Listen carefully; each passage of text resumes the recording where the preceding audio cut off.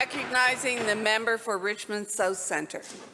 Thank you, Honourable Speaker, for the opportunity to respond to the MLA for Kamloops North Thompson's motion. Be it resolved that this House acknowledge that British Columbia is struggling to make ends meet with record high inflation and take meaningful steps to address the current cost of living crisis. The global inflation is driving up costs around the world.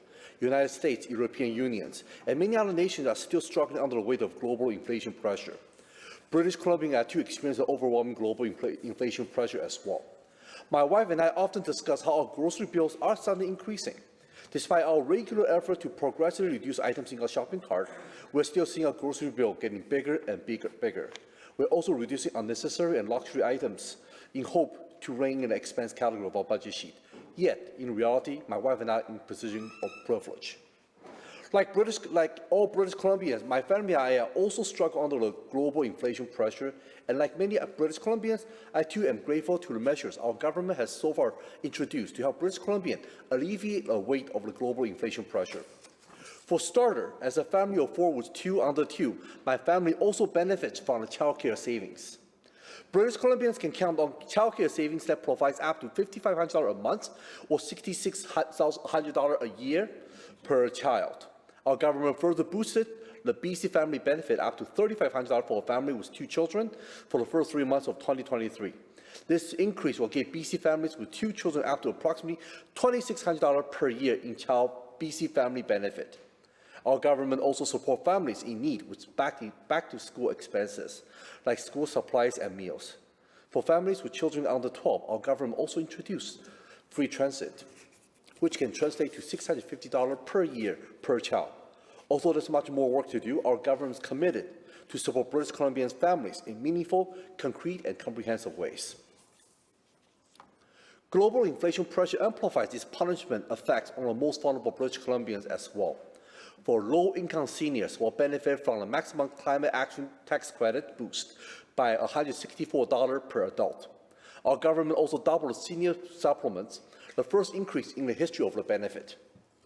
For individuals who rely on income assistance, our government has now increased the income assistance by more than 50% after 10 years when it was frozen by the old government. We also raised the disability and income assistance rate as well to help the most vulnerable British Columbians.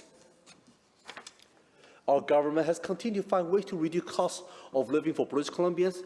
We lower ICBC insurance by approximately $500 per year and an average $420 through 3 rebates. We eliminated MSP premium, which cost British Columbians approximately $900 per year. Our government eliminates interest on student loans and created BC Access Grant to help our students. We eliminated road tolls, and we also work with BC Hydro for rebate coming this fall. And we also capped rent increase by inflation, regardless of income. Our government has already provided $1 billion in additional relief for British Columbians, despite unprecedented spending to support people and businesses. BC ended the 2021 and 2020 fiscal year with a welcoming surplus, as the province's economy outperformed both public and private sector forecasts. Even though British Columbia, like all other jurisdictions around the world, experienced economic challenges due to the pandemic, British Columbia is economically recovering faster than anticipated. Although there's much more work to do, our government will continue to work hard to find ways to help alleviate the global inflationary pressure on British Columbians as we build a stronger BC for all. While the global community is combating inflation pressure with interest rate adjustment, we must also acknowledge how food and water availability play a vital role in combating inflation and protecting British Columbia's livelihood.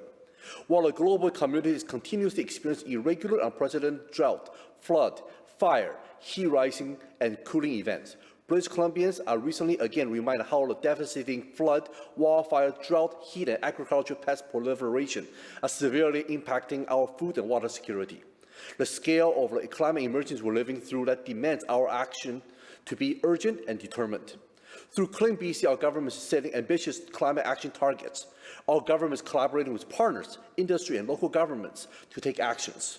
If we have any realistic hope to truly and concretely addressing the global inflation crisis, we must protect our nature and build a cleaner economy, find innovation solutions to prepare British Columbia for climate change today and tomorrow. Thank you, Speaker. Thank you.